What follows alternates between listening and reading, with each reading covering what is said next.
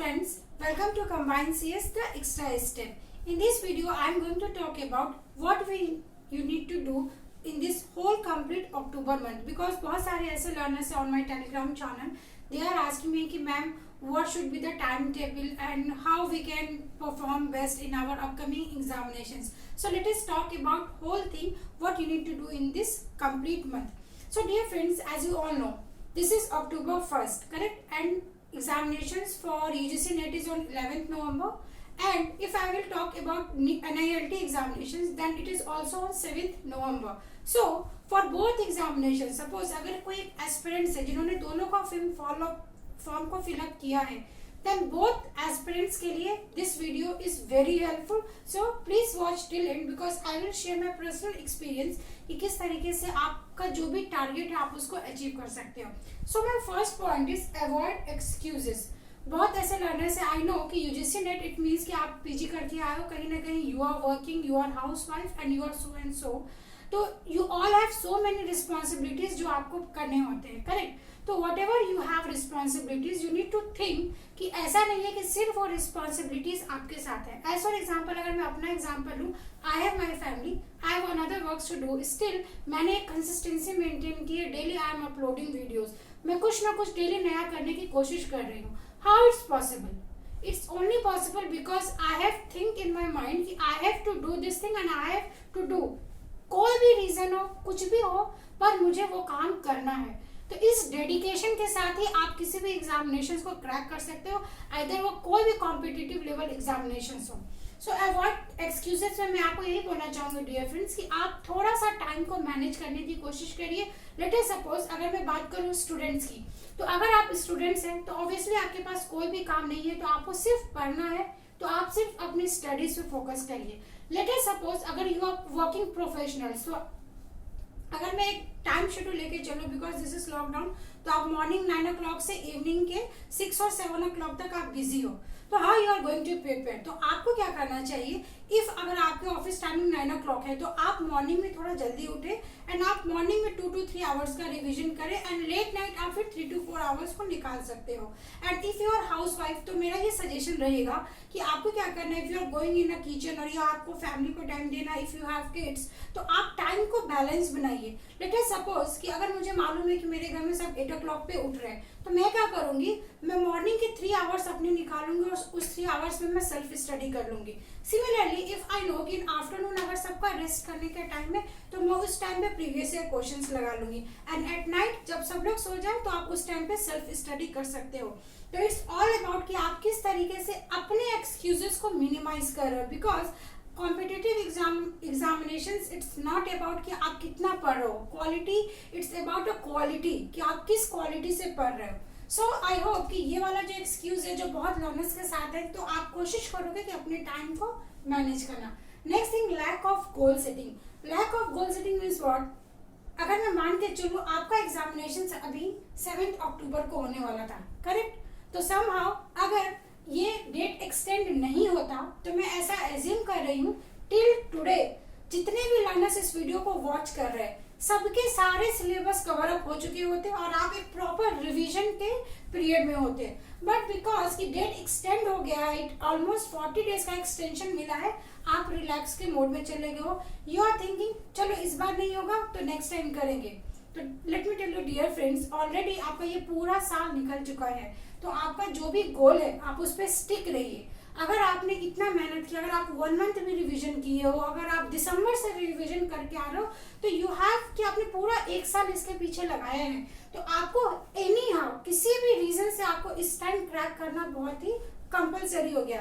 Because अगर मैं मान के चलूँ कि अगर आप नेट के लिए टारगेट कर रहे हो, तो एज यू ऑल नो कि अगर आपको असिस्टेंट प्रोफेसर या लेक्चरशिप या जीआरएफ के लिए जाना है, तो आपका नेट क्रैक करना it is the minimum criteria जो 2021 से नेशनल एजुकेशन पॉलिसी के अकॉर्डिंग आपको वो चाहिए ही चाहिए. ओके, तो आपको अपने गोल से इधर उधर डेविएट नहीं होना है, बस आपको एक सिंपल सा दिमाग में रखना है कि I have to crack UGC NET और गेट एग्जामिनेशन और another examination. Now third point is focus on weak areas.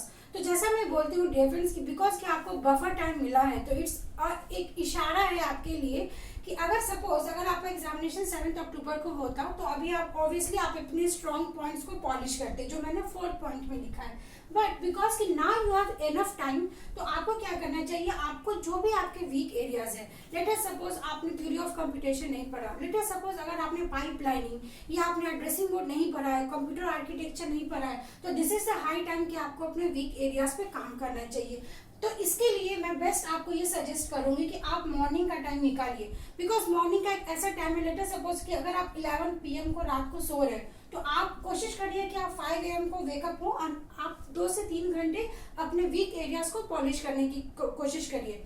But यहाँ पे मैं एक नेक्स्ट पॉइंट पे इसलिए आपको बोलना चाहूंगी, वीक एरिया डजेंट मीन कि आप सिर्फ कंप्यूटर साइंस पढ़ें।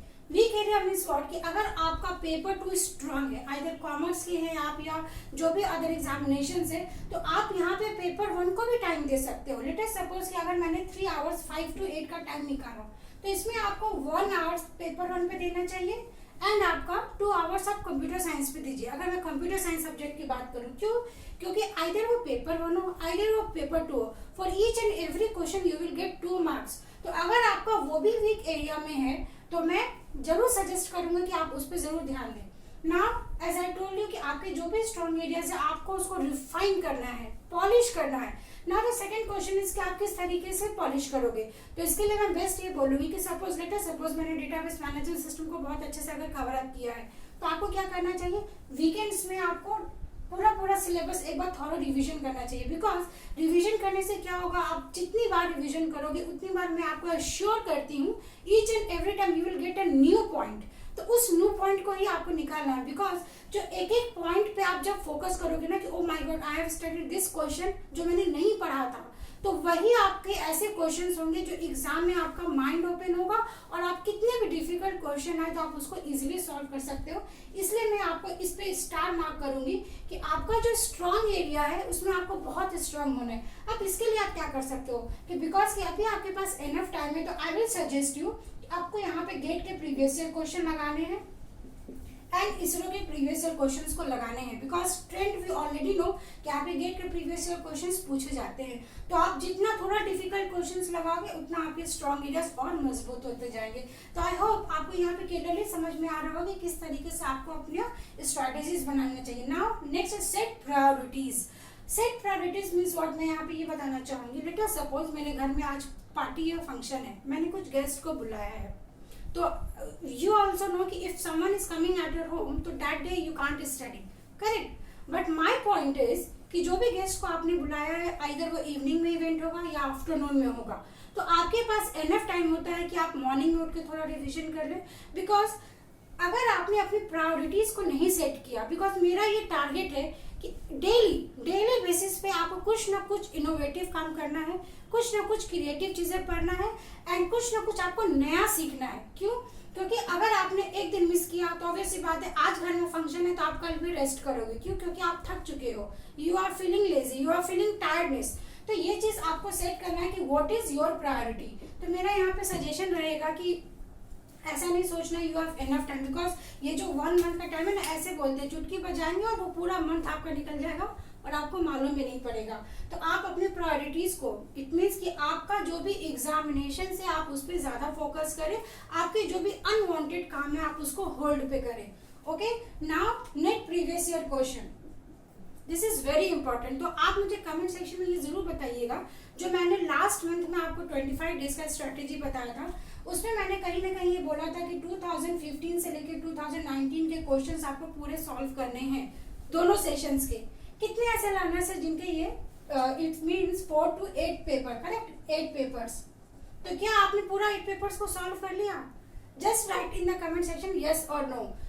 देन आपको ये इवैल्यूएशन समझ में आएगा कि अगर एग्जामिनेशन 7 अक्टूबर को होता तो कहीं ना कहीं आप ये सारे पेपर्स को सॉल्व कर चुके होते। तो बिकॉज कि आपको 1 मंथ का बफर मिला है तो आपने इस टारगेट को भी अचीव नहीं किया है। तो let us give you another target कि अब आपको क्या करना है, 2012 से लेकर 2019 के सारे previous year questions UGC net के लगाने हैं। और मैं आपको ये एश्योरेंस के साथ बोलती हूँ कि अगर आपने एक पेपर को लगाया, सपोज 100 क्वेश्चंस को लगाया, आइदर वो किसी भी बैकग्राउंड के अगर आप पेपर 2 के हो, every time you will came to know कि आपका ये कॉन्सेप्ट रह गया था। इसीलिए अगर आपने लगा लिया है तो फिर से लगाइए, 2 बार लगाइए, 3 बार लगाइए। क्यों? क्योंकि मैं आपको इतना एश्योरेंस देती हूँ कि इसमें से 20 क्वेश्चंस आपके एग्जामिनेशंस में आने ही वाले हैं। वो every time previous year questions को रिपीट कर रहे हैं, आइदर वो पेपर 1 हो आइदर वो पेपर 2 हो। अगर आपने पेपर 1 का भी एनालिसिस सुना होगा देन आपको ये समझ में आएगा कि teaching, communication, all the things they are repeating, तो आपका ये बहुत ही इंपॉर्टेंट रोल प्ले करेगा। नाउ डेली कंसिस्टेंसी मेंटेन करना है।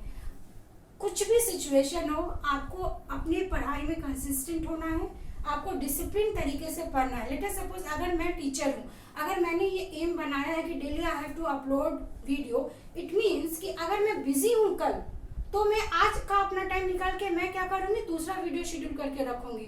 So this is the dedication कि आपको वो करना पड़ेगा और उसके लिए कोई दूसरा आपको पुश नहीं करेगा कि you have to do, you have to do. वो आपको मेंटेन करना है अपने स्टडीज में कंसिस्टेंसी। नाउ पेपर 1, बहुत सारे मैंने ऐसे चैनल्स देखे हैं जहाँ पे ये बोले जा रहा है कि आप लास्ट का 5 डेज, लास्ट का 10 डेज निकाले, उसमें पेपर 1 पढ़िए। माय क्वेश्चन इज कि अगर आपने लास्ट का 5 डेज पेपर 1 पे दिया तो पेपर 2 पे कब दोगे, कब उसको रिवाइज करोगे?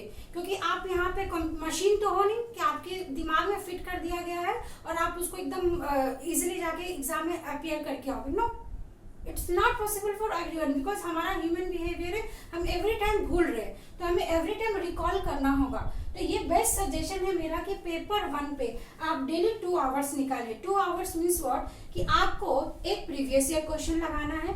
ऑब्वियसली आप प्रीवियस ईयर क्वेश्चन जब लगाओगे तो आपको ये फाइंड आउट मिलेगा कि this portion I have still not studied, तो फिर आप नेक्स्ट 1 आवर में सिर्फ उस टॉपिक को कवर अप करिए। तो अगर आपने ये प्लान फॉलो किया, whatever I have mention here in the whiteboard, तो let me tell you friends, it's guaranteed कि आपका कोई भी एग्जामिनेशन हो, यूजीसी नेट हो, एनआईएलटी हो, इवन पीएचडी एंट्रेंस के लिए अगर आप तैयारी कर रहे हो या आपने गेट को टारगेट किया है, तो इससे बेस्ट प्लान कुछ भी नहीं होगा।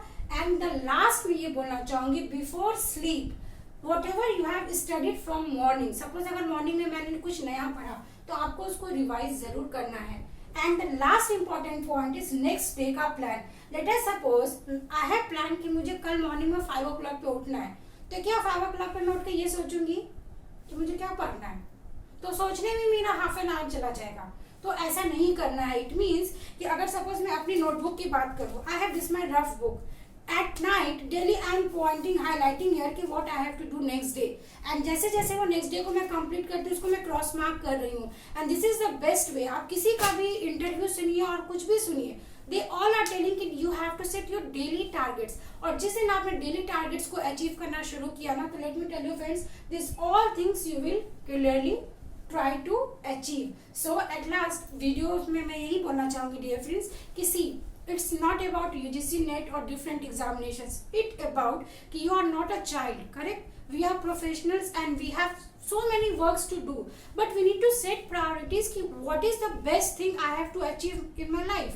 अगर मुझे असिस्टेंट प्रोफेसर की जॉब के लिए जाना है तो it is a minimum criteria कि आपको UGC NET निकालना ही है। अगर आपको PSUs में जाना है, if your dream job is in PSUs, तो आपको गेट को क्लियर करना ही है। तो वॉट एवर अगर आपने कहीं से स्टडी मटेरियल लिया है, कहीं पे आप क्लासेस लगा रहे हैं, ऑनलाइन क्लासेस, आप ऑफलाइन मटेरियल हो, इट्स ऑल अबाउट कि आपके पास मटेरियल तो बहुत है, बट क्या आप उस चीज का बेस्ट यूटिलाइजेशन कर रहे हो? सो विद दीज वर्ड्स मैं यहाँ पे वीडियो को वाइंड अप करूंगी एंड एट लास्ट में ये जरूर बोलूंगी कि यहाँ पे बहुत इंपॉर्टेंट ये पॉइंट्स है डियर फ्रेंड्स, आप ईच एंड एवरी पॉइंट पे ध्यान दीजिए। आपको अपने गोल से डेविएट नहीं होना है, आपको अपने वीक एरियाज को बहुत फोकस करना है, स्ट्रॉन्ग एरियाज पे और काम करिए एंड आप डेली कंसिस्टेंसी मेंटेन करिए। प्रीवियस ईयर क्वेश्चंस आपको जरूर लगाना है एंड डेली टारगेट्स आपको जरूर अचीव करना है।